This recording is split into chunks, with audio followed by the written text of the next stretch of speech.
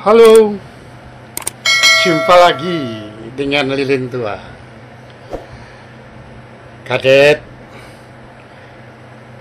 bapak-bapak, para pelaut, ya, lama kita nggak jumpa dalam acara videoan. Khusus hari ini,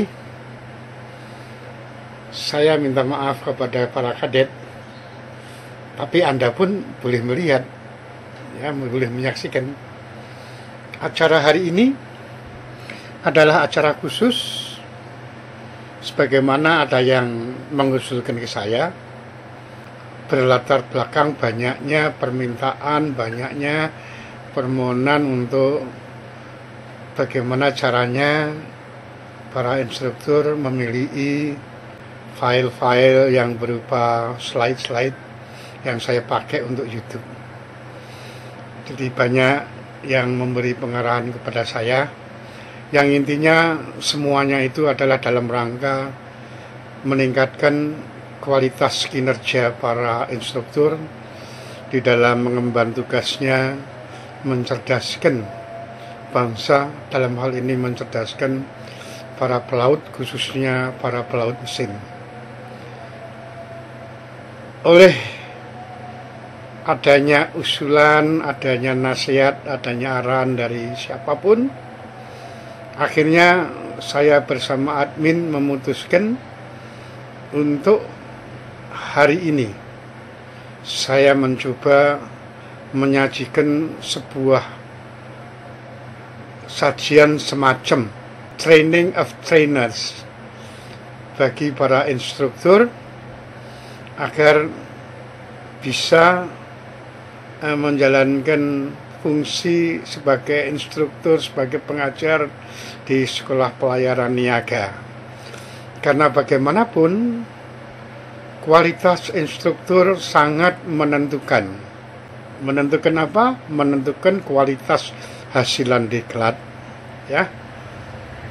Sebagus apapun kurikulum yang diberikan, sebagus apapun sarana yang diberikan, yang disediakan, kalau kualitas instrukturnya sendiri tidak menunjang, maka rasanya sulit untuk menghasilkan kualitas hasilan diklat yang diharapkan. Apalagi diharapkan sebagai hasilan yang world class quality, ya. Ini semua benang merahnya mesti larinya ke pendidikan dan larinya ke instruktur, ya.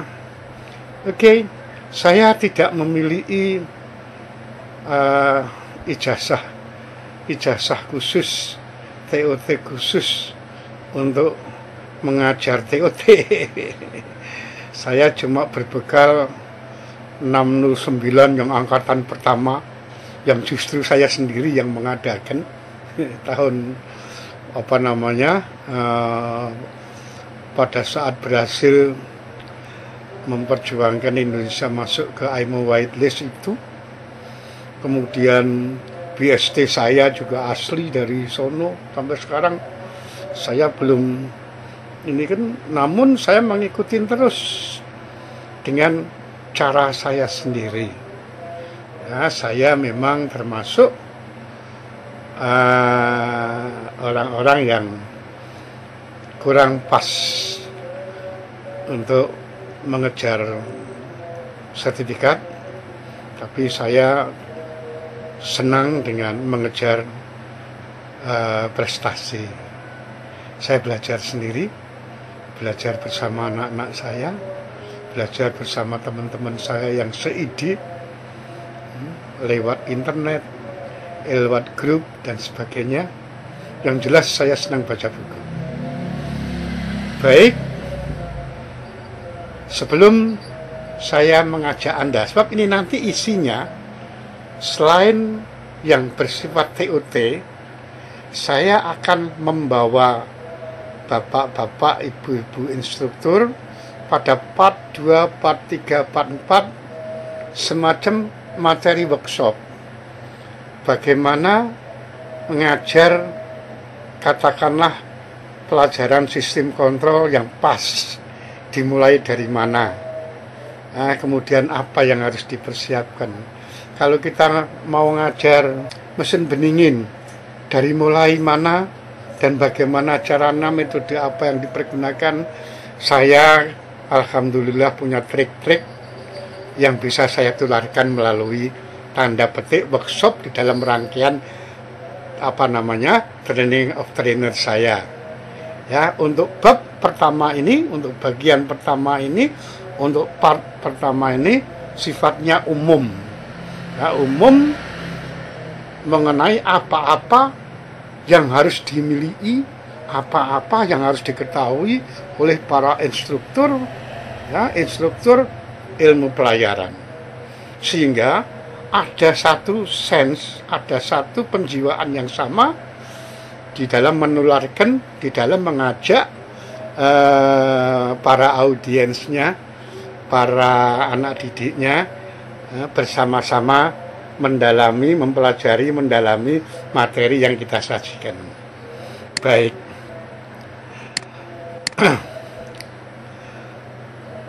Pendidikan dalam hal ini adalah pendidikan ilmu pelayaran, adalah suatu perubahan, proses perubahan. Ya, perubahan apa itu? Perubahan dari 3 faktor. Perubahan faktor karakter, ya. Jadi faktor karakter kita rubah dari karakter yang kurang baik, yaitu kurang disiplin atau bahkan tidak disiplin, dari anak didik menjadi disiplin. Disiplinnya orang kapal tentunya. Apalagi orang kapal itu terhadap disiplin waktu paling terkenal, ya. 1 jam sebelum pandu naik, semua sudah ada siap di kamar mesin atau siap di anjingan. 1 hour notice before pilot on board, all crews must be standby on board ship. Ya. Kemudian merubah karakter malas menjadi rajin. Bab di kapal itu tidak ada dan tidak boleh orang malas itu. Orang malas di kapal itu malah nelongso nanti. Ya, justru untuk menghilangkan kejenuhan, untuk menghilangkan nelongsonya ini, sifat malasnya ini harus dirubah menjadi sifat rajin. Rajin bekerja, rajin berkomunikasi, rajin membaca dan sebagainya. Ya, nah ini semua harus diterapkan, dimulai, dibentuk di kampus.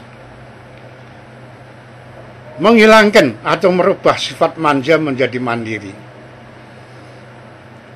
Di rumah barangkali minum disediain, tinggal ngambil. Tidur sudah ada yang, di kapal nggak bisa. Di sana semuanya sudah harus sendiri, mandiri. Apalagi kalau kapalnya sedang kena cuaca yang tidak bersahabat. Tidak ada itu manja terus tidur, sakit tidur, mabuk tidur, nggak ada. Ya, tidak ada bagimu wahai para pelaut males cuma gara-gara mabuk. Mabuk bukan mabuk karena minuman, tapi mabuk karena cuaca. Ya, seperti gale, storm dan sebagainya. Harus dirubah sifat manja ini. Tegar. Ya, tegarnya seorang pelaut kayak Popeye. Iya.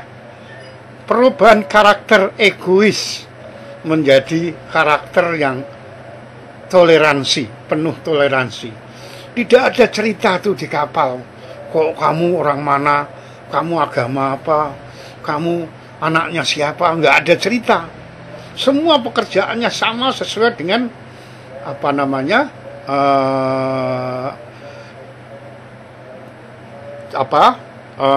buku kontraknya. Jadi di atas kapal kamu sudah ditulis di dalam list kamu sebagai apa, tugasmu apa, jaga jam berapa, kalau mendapat tugas jaga, dan sebagainya. Egois nggak bisa. Di sana nggak ada yang bisa menang-menangan sendiri. Semua kerjasama. Yang nggak tahu, minta, nggak usah malu, tanya sama yang tahu. Yang tahu, jangan pelit ilmunya. Ya, harus apa? Sakit sama-sama dirasakan, senang sama-sama dirasakan, apalagi kalau kita sudah mulai sendiri, ya, malam hari yang kelihatan cuma gelap, kemudian bintang-bintang, itu pun kalau cuacanya terang. Kalau cuacanya jelek, hujan terus, ego ini tidak ada. Nanti jam 3 atau jam 4, kalau jagamu jaga jam 4.8, setengah 4 jadi bangun, tok. Kalau ego, masa bodoh, nggak boleh. Ya, itu menjadi penuh ketoleransian. Kurang atau tidak percaya diri menjadi percaya diri yang penuh. Di kapal nggak ada cerita ragu-ragu. Ya, sekali kita jalan, kita harus percaya. Percaya pada atasan kita, percaya kepada yang atas. Wah, Bas, ombaknya gede, ombak nanti aja, Bas.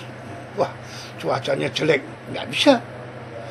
Kalau sudah dipertimbangkan cuacanya bisa diatasi, bisa disikapi, jalan. Ya, jalan. Adios, amigo. Ya.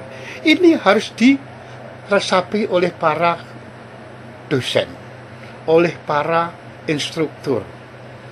Ya, bagaimana memotivasi anak didik ini, inilah yang akan Anda hadapi nanti. Kalau motivasi ini nggak dimiliki oleh para instruktur, maka rasanya ngajar orang pelayaran ya seperti ngajar yang lain-lain. Makanya di tengah kota, di tengah pulau, jauh dari sungai, jauh dari laut, ada sekolah pelayaran. Nah, itu harus ditunjang oleh guru-gurunya, oleh instrukturnya yang punya pengalaman.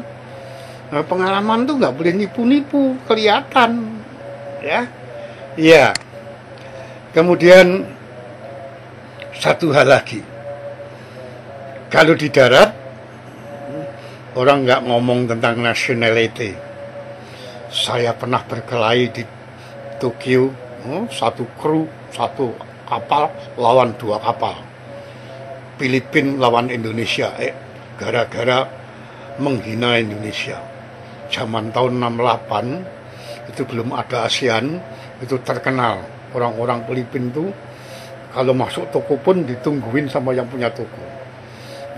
Ini ada, kalau ada apa, dan ngakunya Indonesia. Ini demi merah putih. Kebangsaannya muncul. Ini sulit dipunyai orang darat. Orang laut begitu keluar, apalagi begitu sudah keluar tanah air, ya, I am Indonesian. Ya, jangan main-main dengan orang Indonesia. Oke. Nah, ini semuanya ini harus bisa dipupuk, dimulai dari kampus. Ini bisa terjadi, ini bisa terlaksana kalau yang memberikan memahami tentang kehidupan di kapal. Sehingga perlu instruktur-instruktur itu punya pengalaman. Apakah dia instruktur bahasa Inggris, apakah dia instruktur ekonomi. Tolong, seenggak-enggaknya sudah pernah lihat kapal. Orang kapal itu kayak gitu loh hidupnya. Maka anak didik saya nanti sudah harus saya persiapkan kayak begitu itu. Ya, nah, ini lainnya, bedanya ngajarin orang darat sama ngajarin orang laut. Oke, ini dari sisi karakter. Kemudian dari sisi ilmiah harus juga ada perubahan, bahwa pendidikan itu merupakan suatu proses perubahan ilmiah. Kalau tidak tahu, menjadi tahu. sebelum masuk ruang kuliah nggak ngerti, begitu selesai kuliah harus sudah ada perubahan ngerti dari apa yang diberikan, disajikan oleh ngerti. Ini tadi pun tergantung dari dua belah pihaknya. Ada nawaitunya anak ini masuk ini hanya ngejar ijazah karena ada kemudahan, pokoknya absennya ada, ininya ada, ijazah dapat. Ada yang satu lagi disebabkan karena ketidakmampuan instruktur. Nah, instruktur ini banyak jenisnya, ngajar yang dia senengin tok. Ya, boleh ngajar itu sesuai dengan levelnya, sesuai dengan tingkatan yang harus diberikan kepada mereka, A sampai Z. A sampai Z ini tidak boleh dikurangi, ditambahi boleh, tapi dikurangi jangan. Ya, untuk menambahi atau mempertahankan ini banyak caranya dan banyak godaannya dan banyak penyikapannya. Jadi tidak tahu menjadi tahu itu adalah mutlak perubahan.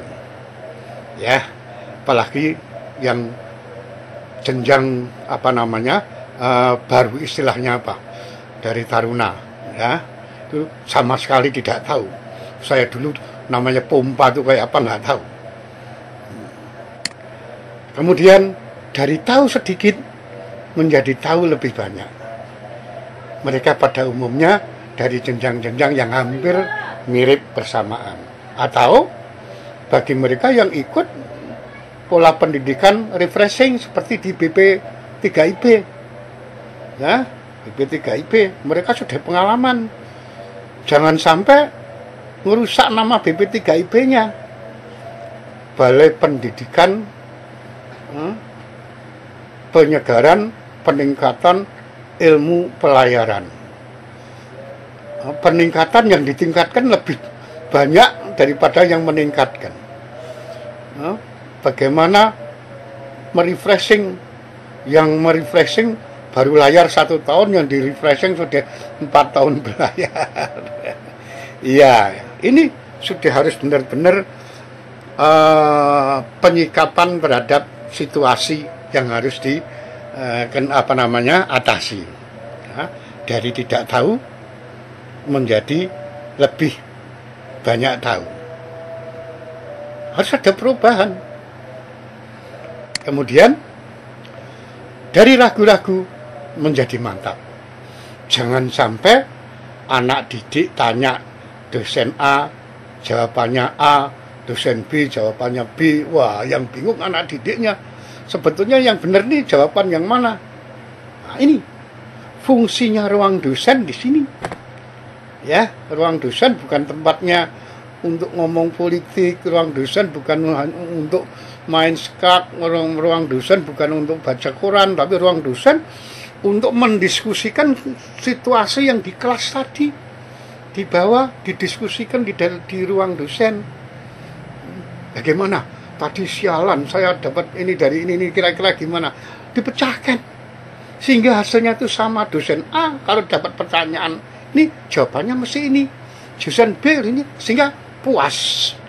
Anak didik puas sekolah di lembaga pendidikan ini. Guru-gurunya, instrukturnya, dosennya bagus-bagus. Ya. Terakhir, harus ada perubahan dari sifat keterampilan, faktor perubahan keterampilan berbahasa Inggris. Bahasa Inggris itu bukan science, bahasa Inggris itu skill. Kuncinya berhasil bahasa Inggris itu adalah berani ngomong. Jangan gara-gara grammar pelaut kita kalah sebelum berperang. Karena dicekoi 10 tenses, malah sekarang lebih dari 10 tenses harus tahu. Akhirnya mereka takut, ngomong takut, kalah sama tukang ojek, kalah sama tukang beca. Ini padahal kita buat kelas.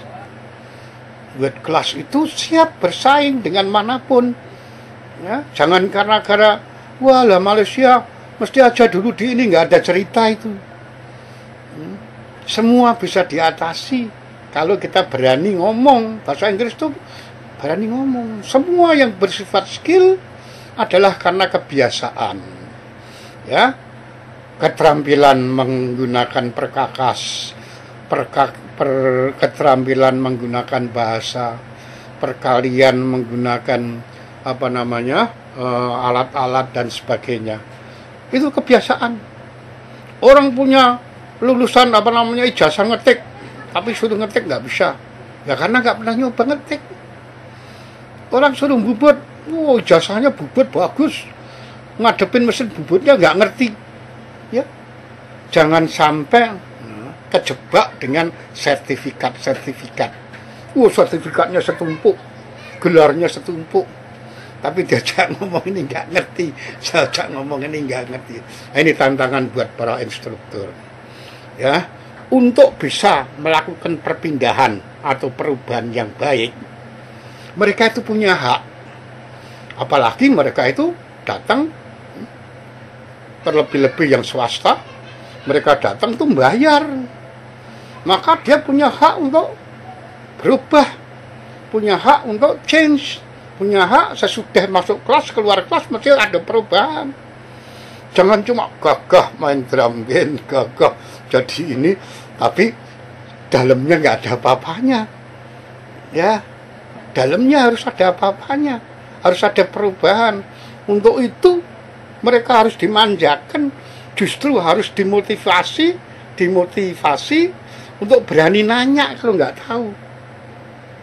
Ya, lucu kalau selama mengajar kok tidak ada yang nanya. Diem aja. Anda tanya besar, big question mark. Ngerti nggak murid saya ini? Ya, ada 4 pertanyaan yang diajukan oleh murid di dalam rangka perubahan ini. Pertama, pertanyaan yang bersifat bagus, dari tidak tahu pengen tahu. Ini semua instruktur harus siap menjawab ini dengan baik. Yang nomor 2, pertanyaan yang tidak butuh jawaban. Sedikit-dikit nanya. Dia cuma minta perhatian. Ini kalau ditanya, tetap aja nggak tahu. Belum selesai nerangkan, dia sudah ya. Tetap nggak tahu. Yang diuntungkan adalah yang lainnya nggak berani nanya, tapi pertanyaannya dipertanyakan oleh dia. Yang ketiga, pertanyaan yang sepele. Gitu aja kok ditanya, goblok banget. Gak apa-apa. Yang salah bukan nanyanya, yang salah adalah sistem penerimaannya. Sudah tahu kayak gitu kok diterima. Ya kalau sudah diterima, menjadi tanggung jawab kampus. Termasuk menjadi tanggung jawabnya dosennya, instrukturnya, harus meminterkan dia. Yang ngetawain suruh jawab, kalau nggak bisa suruh pusat. Ya. Yang keempat adalah pertanyaan yang ditakuti oleh para instruktur, yaitu pertanyaan yang bersifat ngetes. Karena tampilan instrukturnya yang barangkali nggak pas, karena cara penyampaian yang nggak pas, maka ada ide dari mereka untuk ngetes. Sebetulnya mereka sudah tahu jawaban, cuma pengen tahu reaksinya instruktur yang mereka tes jadi kayak apa. Mereka seneng kalau instrukturnya kemudian marah-marah. Wah, ini jangan sekali-kali instruktur marah atas suatu pertanyaan. Apalagi ada satu kebiasaan yang saya dengar masih ada sampai sekarang. Mau ngetes ya, jangan, nggak perlu disampaikan itu, semua dihadapin, ya, semua dihadapin dengan baik, dengan bijaksana. Lebih baik menunda jawaban, tapi konsekuensinya pada kesempatan pertama ketemu harus jawaban itu sudah harus ada, daripada ngapusi, daripada marah-marah. Mau lulus atau enggak? Kalau mau lulus diam. Kalau mau pinter sana ke ITB. Wah, ini enggak bener. Ya. Saya belak-belakan buka ini. Karena saya termasuk dengan rekan-rekan saya yang lain kemarin susah payah bagaimana memasukkan Indonesia ke dalam IMO whitelist sehingga sertifikat kita diakui secara internasional.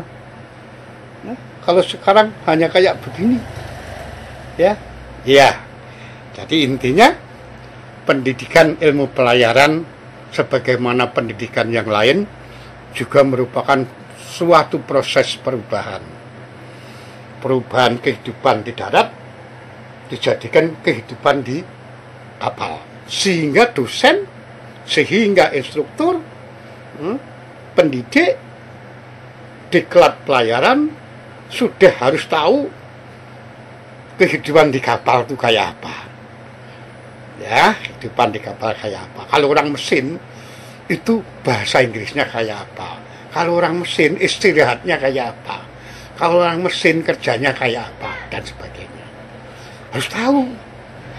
Sehingga nggak lucu kalau pendidik sekolah pelayaran kok nggak punya pengalaman berlayar.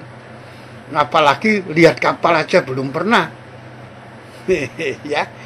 Ini adalah pendidikan profesional. Pendidikan ada dua. Aliran scientist, mereka adalah desainer. Sementara untuk pelaut adalah pendidikan profesional, pendidikan aplikasi. Mereka menciptakan, kita mengoperasikan. Dua-dua punya kelebihan, dua-dua punya kekurangan.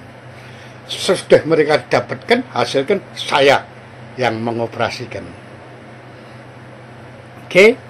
Ya, TOT, Training of Trainer.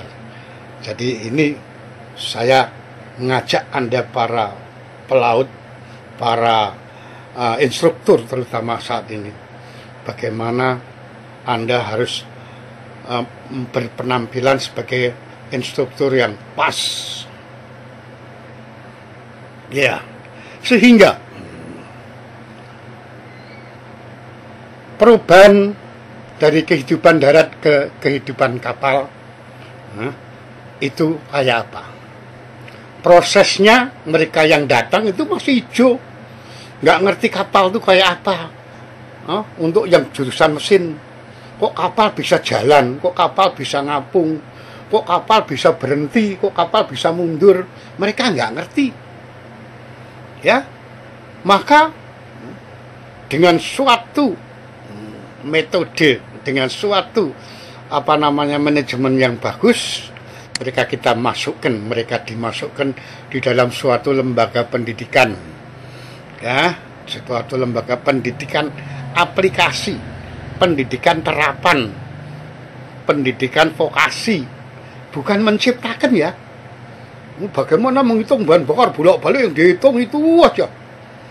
Padahal di kapal tuh nggak ada cerita ngomong perhitungan bahan bakar, tapi bagaimana kita mempertahankan bahan bakarmu tidak boros. Bagaimana caranya tahu kalau itu boros atau tidak boros? Di sini letaknya. Ya, sudah ada buku manual. Buku manual itu adalah hasil daripada suatu tes. Tes pabrik, tes dok, tes sea trial. Masukkan dalam manual buku. Kita harus berpatokan pada itu. Kita ngomong boros, itu karena dibandingkan dengan itu. Kita ngomong tidak boros dibandingkan dengan itu. Oh, mesinnya bagus dibandingkan dengan itu. Sementara pelaut Indonesia punya 3 kelemahan. Malas baca buku, lack of English communication, sama cepat puas. Ya, gampang ke. Gitu aja kok. Udah gampang. Nanti kalau kerusakan ketahuan. Nah, ini paradigma ini harus dimiliki oleh para guru, para instruktur, supaya tugas instruktur merubah paradigma yang menunggu rusak menjadi paradigma yang menjaga jangan sampai rusak. Ya, nanti kita akan ngomong kaitannya dengan ini. Di kampus inilah yang merupakan tempat perubahan daripada 3 faktor tadi untuk menjadi suatu kinerja, suatu orang-orang, suatu SDM pelaut yang handal. Ya, yang handal. Ke depan pelaut kita ini benar-benar dibutuhkan. Apalagi program pemerintah telah ngomong tentang tol laut membutuhkan tenaga SDM pelaut yang handal sehingga transportasi lautnya berjalan lancar, sehingga pemerataan harga, pemerataan ekonomi, pemerataan keadilan bisa jalan dengan baik. Indonesia sebagai poros maritim dunia, obsesi saya, pelaut Indonesia yang menguasai seluruh armada internasional, armada kapal niaga internasional. Jangan kalah sama Bangladesh, jangan kalah sama Malaysia, jangan kalah sama ini cuma gara-gara bahasa Inggris. Bahasa gampang, asal trik mengajar bahasa Inggrisnya diperbaiki. Saya ingat waktu saya dikirim ke Belanda, 3 bulan mestinya ada bahasa Inggris, ternyata tidak diajari bahasa Inggris. Saya protes karena kita dibayari pemerintah kok ada pelajaran nggak diajar. Dia bilang, loh kamu udah bisa. Ya bisa karena terpaksa dipondokkan di tempat-tempat penduduk setempat. Ya itu adalah trik, itu adalah salah satu metode penggunaan bahasa, belajar bahasa dengan pemaksaan. Mau tidak mau kita harus berani ngomong. Kalau nggak ngomong nggak sarapan pagi, kalau nggak ngomong nggak bisa tidur. Harus mau ngomong, akhirnya harus buka kamus. Waktu itu belum ada HP yang ada ininya, jadi bawa kamus. Kalau pagi minta roti apa, kalau mau jalan apa, ya to be or not to be. Nah itu metode-metode yang harus diterapkan di dalam suatu sistem. Ya, jadi sejauh metode yang ada di kampus ini benar, maka proses perubahan dari kehidupan darat menjadi kehidupan di laut ini syaratnya yang ngajak berubah ini juga harus tahu kehidupan pelaut itu kayak apa. Ya, syarat orang yang ngajar supaya ngajarnya bener, jangan sampai salah, jelontrongkan. Wong pelaut tuh gini loh, hari-hari tidur, hari-hari ini, nggak bisa. Harus lihat pelaut tuh kayak apa. Ya, ya sehingga lagi bahwa kampus ilmu pelayaran itu diusahakan sebagai simulasi kehidupan dan kegiatan di kapal. Di kapal ada masa berlayar, ada masa sandar. Itu guru harus tahu. Kapal itu tidak cuma sandar tok. Sandar itu pun ada 2 macam. Atau berhenti itu ada lego jangkar, longside dan anchorage dan sandar, longside atau berthing. Harus tahu istilah-istilah itu dan apa kegiatannya waktu itu. Ya, ini harus diusahakan sebagai simulasi. Di kapal ada masa berlayar, ada masa sandar. Di kampus juga gitu, ada masa belajar, ada masa pesiar. Pada saat belajar ya harus belajar. Nah, di kampus ada susunan organisasi. Di kapal pun juga punya susunan organisasi. Ya, tergantung dari jenis kapalnya. Sama di darat, kampusnya pun juga terdiri organisasi, tergantung dari jenis kampusnya. Ada organisasi yang hanya punya 2 departemen, dek sama mesin. Ada yang punya dek, mesin sama hotel, sebagainya. Ini mesti diketahui oleh para instruktur. Ya, barangkali di UT lain, di TUT lain nggak ada yang sampai menyentuh sini. Tapi inilah keadaan yang perlu Anda pahami pada saat ngajar. Jadi Anda punya satu tampilan yang mantap. Saya mantan orang kapal, dan saya selama di kapal punya pengalaman yang kehidupan, sehingga untuk bisa benar-benar menyerupai kapal, nama-nama gedungnya, nama-nama ruangan, nama-nama gang, nama-nama alat diganti, ditulis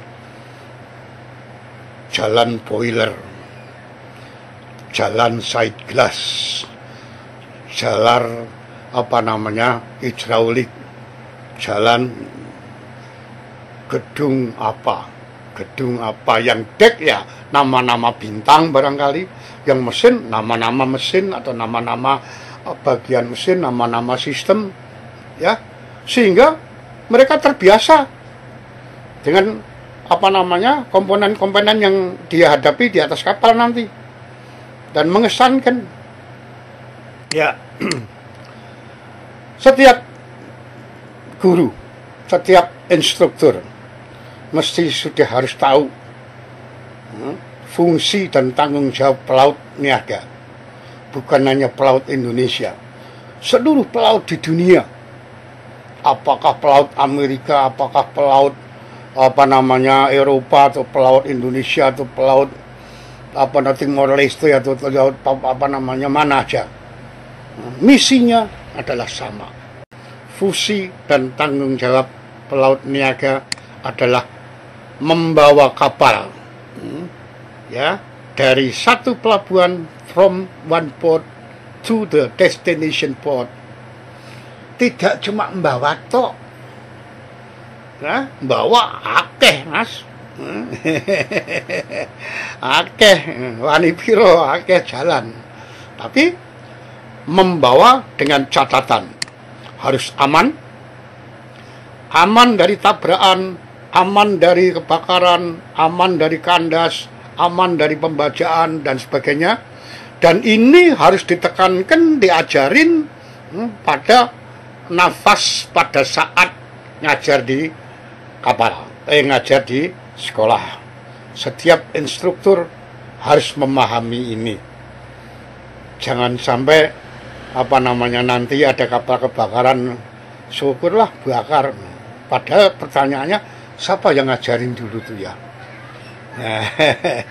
Ya, aman. Bongkar mesin selesai, harus aman.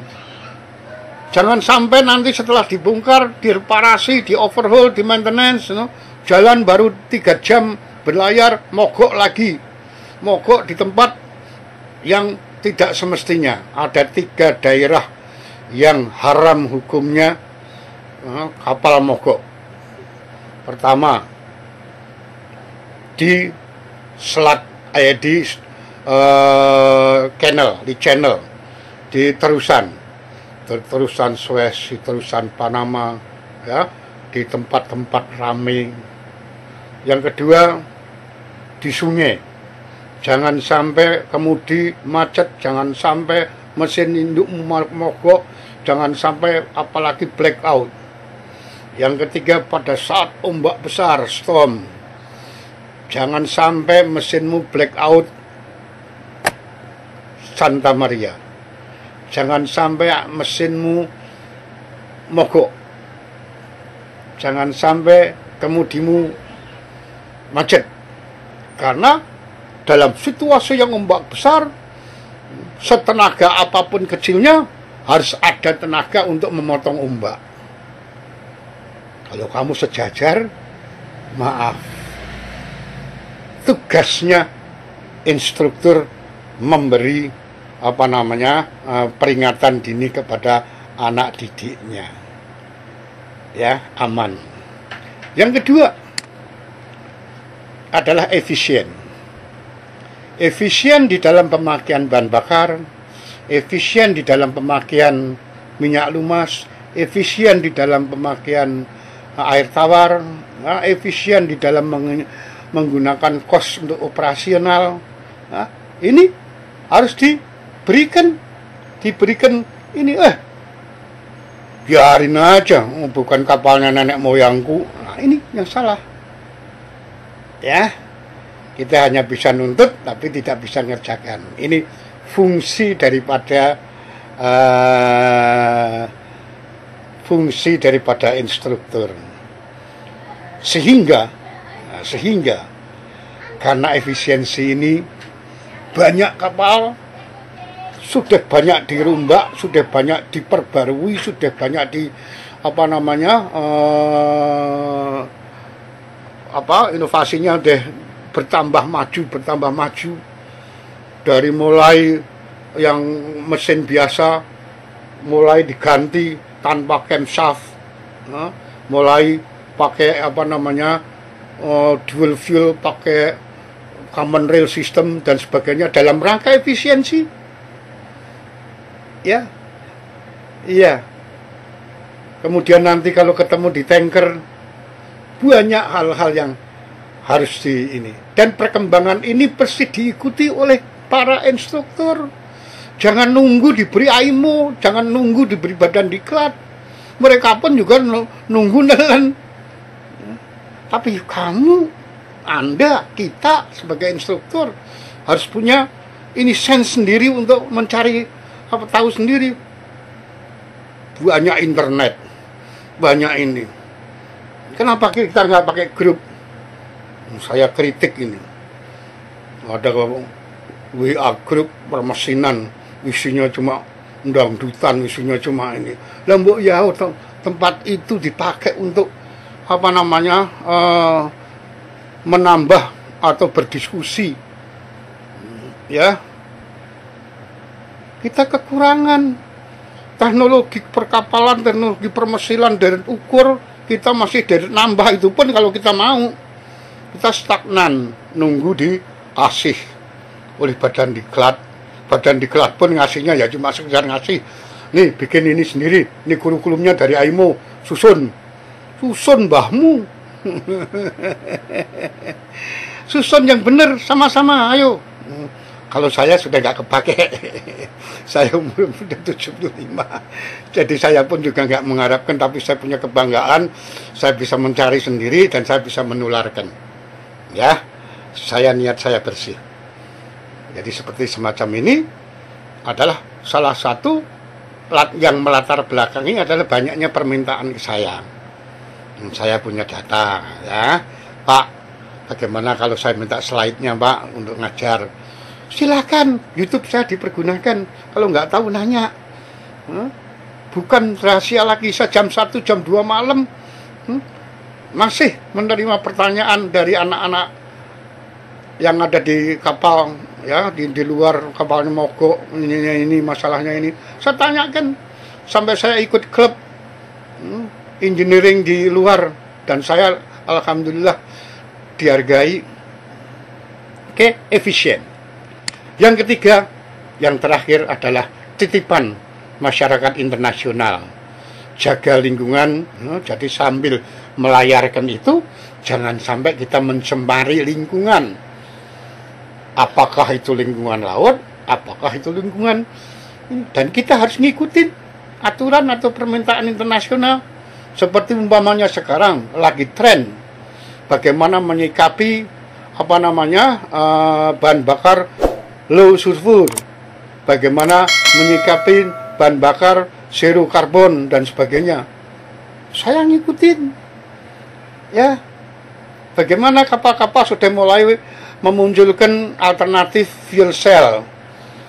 Bagaimana kapal-kapal mulai ngomong tentang green fuel, ya.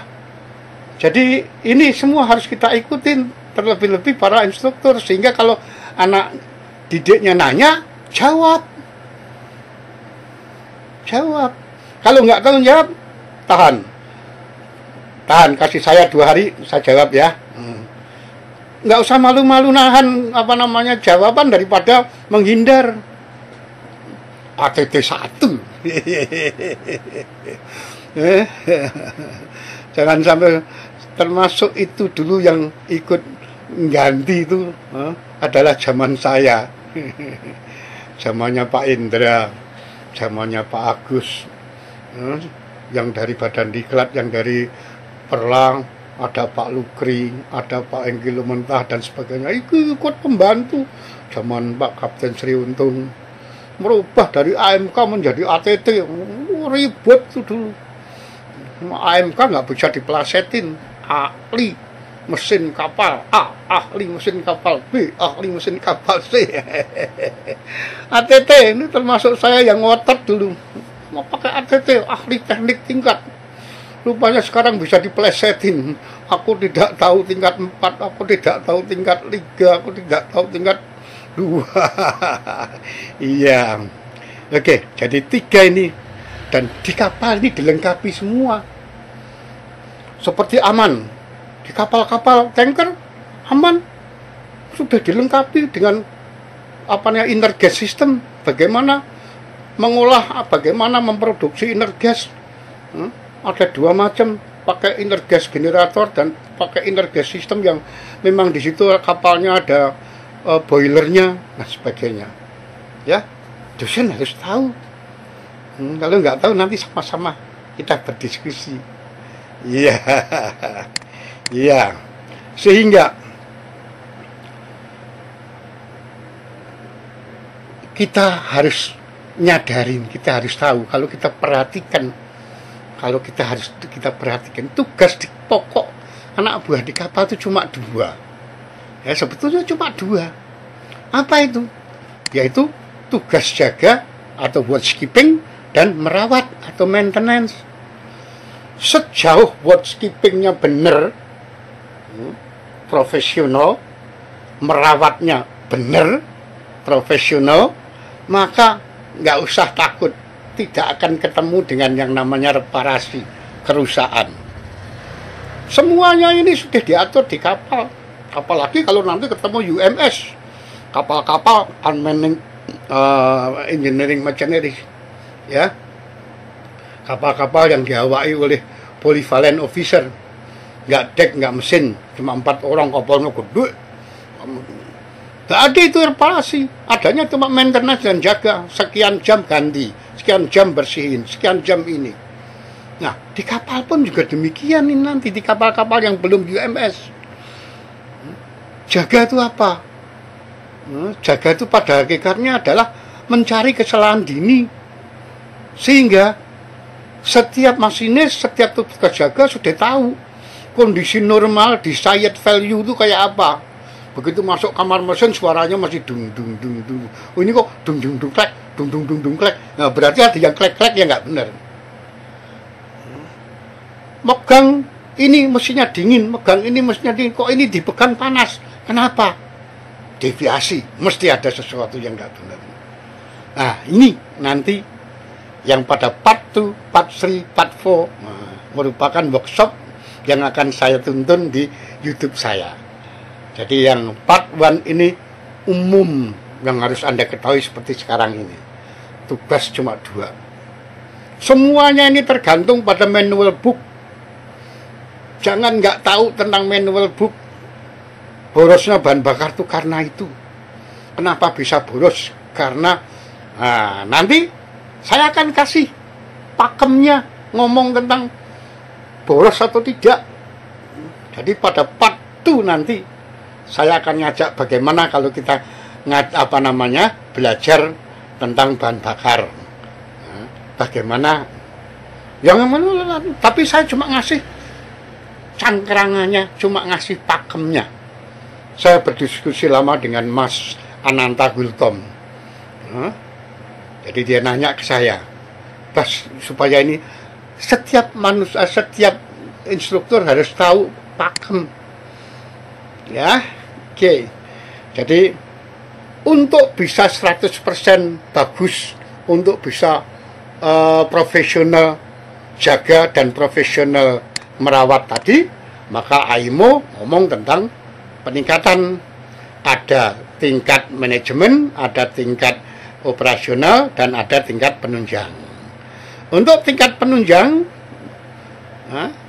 dia sudah harus mempunyai kemampuan nanya atau bisa jawab pertanyaan word apa yang kamu jaga, apa yang kamu rawat. Ya, sementara yang operasional, dia tidak hanya ngomong tentang apa dan bagaimana apa toh, tapi juga harus bisa menjawab bagaimana menjalankan mesin bantu yang benar, bagaimana start mesin yang benar, bagaimana mematikan mesin yang benar, bagaimana menjalankan purifier, bagaimana menjalankan kompresor, bagaimana nyetel klep. Ya. Pertanyaan bagaimana harus sudah bisa dijawab oleh para pemegang ATT. Jangan sampai pemegang ATT nggak tahu bagaimana, ya nanti jadi hau-hau. Sementara untuk manajemen level, dia sudah harus tahu tidak hanya ngomong tentang apa dan bagaimana, tapi juga harus why. Mengapa tenaga mesinku turun? Mengapa cerobongku berasap? Mengapa putaranku turun? Mengapa turbinnya bolak-balik batuk? Dia sudah harus bisa menganalisa. Nah, ini adalah hasil didikan dari instruktur. Nah, instrukturnya sudah harus pintar daripada dia. Nanti kalau dikasih pelajaran updating, jangan instrukturnya kalah sama yang mau diupdate. Yang diupdate lebih update duluan daripada yang mengupdate. Nah, ini pendidikan kita memang masih perlu diluruskan. Halo, Bapak Kepala Badan Diklat. Saya dulu mantan di sana. Terpaksa saya harus ngomong ini, barangkali saya siap dipanggil. Ya. Selanjutnya, inilah pola yang menurut saya masih perlu disempurnakan. Yang Anda lihat ini adalah pola yang menurut saya ada. Jadi ada manajemen, dalam hal ini dia sebagai pengontrol atau controller. Kemudian ada regulator. Regulatornya di situ adalah administrator. Di situ berkumpul ada aturan-aturan, ada dosen-dosen, ada sarana-sarana, ada macam-macam di situ. Sementara ada proses. Yang melaksanakan proses ini 99% adalah dosen. Yang ada di ruangan itu adalah dosen, kemudian taruna atau anak didik yang merupakan raw inputnya, yang jelek ataupun baiknya output merupakan hasilan daripada proses. Oleh karena ini fungsi dosen, fungsi instruktur itu sangat mutlak. Walaupun sebenarnya kalau kita konsisten dengan sistem feedback, kita mesti nerima feedback kita sebetulnya masih jelek. Buktinya di tempat yang putih, yang titik-titik putih blank itu, itulah tempatnya lilin tua yang setiap hari nerima pertanyaan dari pelaut-pelaut. Kenapa pertanyaan itu ada?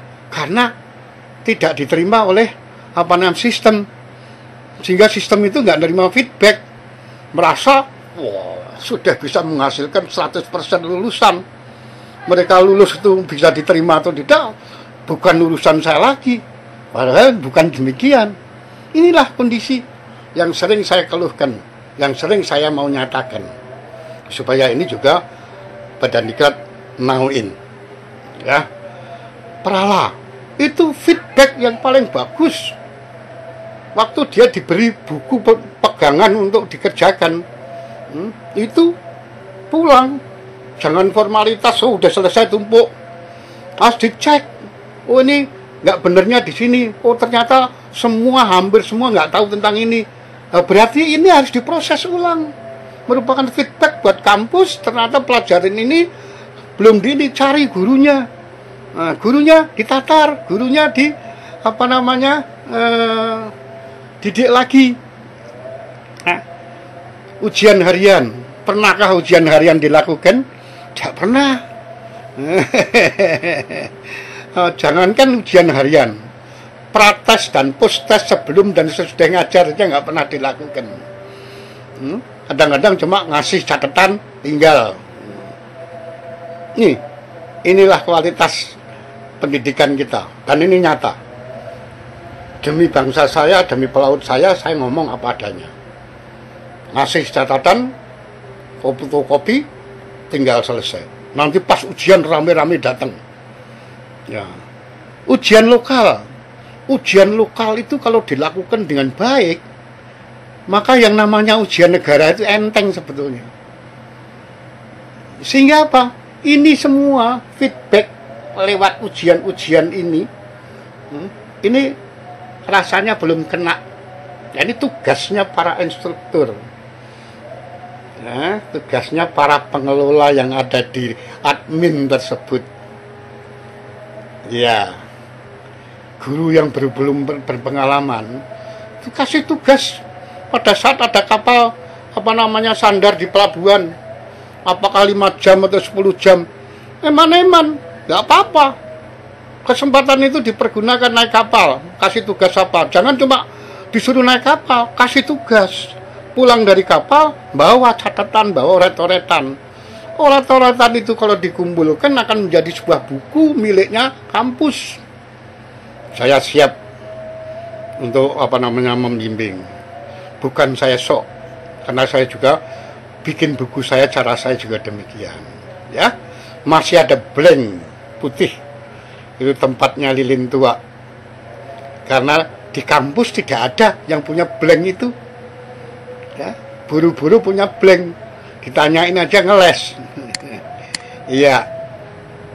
Oleh karena itu, peran dan fungsi instruktur diklat pelayaran pada hakikatnya mendidik, membimbing, mengajar, dan melatih yang satu dan lain halnya sulit dipisahkan dan bahkan barangkali tidak bisa dipisahkan. Dalam hal mendidik, kita ngomong tentang moral dan kepribadian. Sementara di dalam membimbing, kita ngomong tentang norma dan tata tertib disiplin. Untuk mengajar, kita perlu siapkan bahan ajar berupa pengetahuan dan teknologi. Jangan nyontek, jangan minta, cari sendiri. Akan lebih bangga kalau dosennya saja minta, bagaimana muridnya?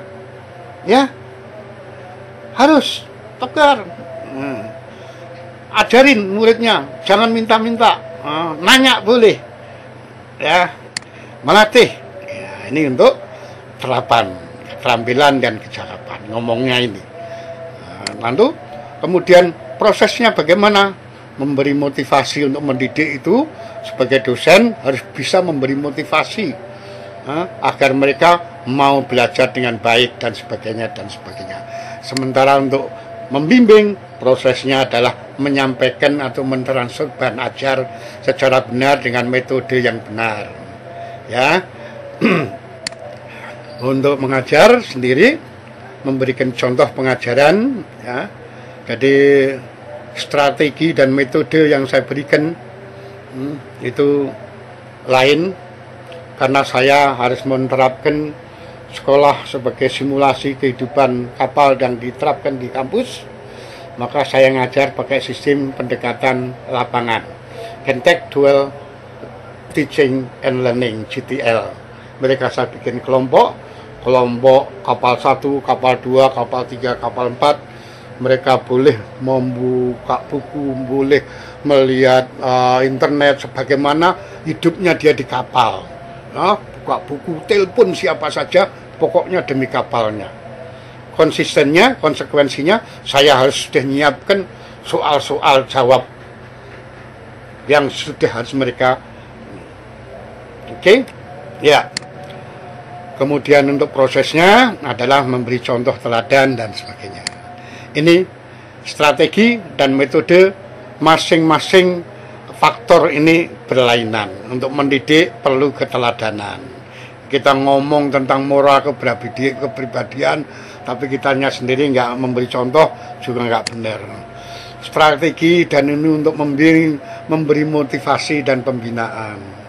Ya, kalau perlu dipanggil. Kenapa sih hari ini saya lihat kamu ini biasanya kamu banyak nanya, kenapa sekarang ini?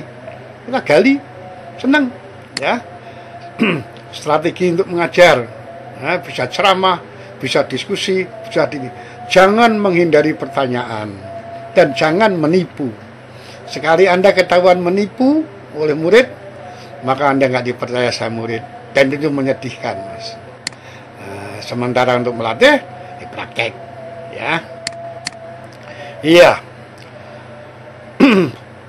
Selanjutnya, dari apa yang saya susun tadi, saya merekomendasikan, Lilin Tua merekomendasikan, mudah-mudahan rekomendasi saya bisa diikuti, bisa ditelaah, ya, bahwa untuk menjadi instruktur ilmu pelayaran yang berkualitas, terutama yang mesin, perlu mempunyai kemampuan dan memahami secara benar mata kuliah yang diampu. Jangan merasa bisa, apa-apa bisa. Mestinya cuma bisanya bahasa apa namanya, ngomong ketel, turbin bisa, listrik bisa, ini bisa. Jangan. Kita harus profesional di pelajaran yang diampu. Saya pun kalau disuruh ngajar listrik, walaupun saya ngerti listrik, tapi saya menolak dengan halus. Karena mengajar itu lain, untuk menularkan itu lain. Tapi kalau saya ditanya masalah permasalahan, ayo kita kerjakan rame-rame, kita diskusikan rame-rame. Tapi kalau untuk mengajar, jangan merasa bisa semua. Saya merasa, ya, di salah satu sekolah swasta, dosennya tertera 10, yang ada cuma 2, tapi dua-duanya bisa semua. 2 ini ngajar sistem kontrol bisa, ngajar listrik bisa, ngajar ini bisa, hebat banget. Saya tes 1 aja nggak bisa. Bagaimana? Ya, ini yang perlu perhatian buat bapak-bapak yang di atas, ya. Ingat. Kemudian memilih pengalaman berlayar yang memadai, apalagi ngajar di BP3IP, ngajar di refreshing, yang ngajar experience seafarer yang sudah punya pengalaman. Jangan sampai gurunya nangis karena diketawain sama anak didiknya yang notabene lebih pintar daripada yang mendidik. Ini kenyataan, ya. Mampu melayani dan menyikapi secara bijak respon dari anak didiknya. Kalau ditanya, jangan menghindar, jangan marah, ya, mesti disikapi secara bijaksana sebagaimana seorang pendidik. Mampu menyampaikan pakem-pakem ini yang kemarin ditekankan oleh Mas Ananta Gultom. Emang ini kuncinya. Jangan ngomong ini tok. Setiap dosen, setiap instruktur harus tahu prasyarat, pelajaran prasyarat. Sebelum saya ngomong tentang freshwater generator, pelajaran prasyarat apa yang sudah harus dikuasai oleh mereka? Harus menguasai heat exchanger. Apakah itu kondensor, apakah itu evaporator. Kalau saya mau ngomong tentang mesin pembakaran, apa yang harus dia ketahui tentang untuk bisa menunjang ini, tentang segitiga api, apa itu dari segitiga ini, besok nanti akan saya sampaikan di part 2, ya, part 2, part 3, part 4 yang berupa TOT, penggalan TOT, sub topiknya adalah workshop tentang mengajar apa, bukan materinya, tapi cangkrangannya, tapi pakemnya. Oke? Ya, inilah kira-kira yang bisa saya sampaikan pada pertemuan kali ini. Mudah-mudahan bisa bermanfaat buat para instruktur. Kemudian juga salam hormat saya buat rekan-rekan saya, Mas Albert Labian, Ibu Dr. Sri Astuti Rahayu, Ibu Ciko, kemudian teman saya Kurnia, adik kelas saya Hatta Osasih, Kapten Mas Limulya yang mendorong saya, kemudian teman saya Benny Widodo, dan lain-lainnya yang semuanya mensupport saya. Mudah-mudahan supportnya bisa saya laksanakan dengan baik. Oke, kita jumpa lagi di dalam TUT bentuk workshop tentang mengajar yang efektif di setiap mata kuliahnya. Salam sehat, salam sukses.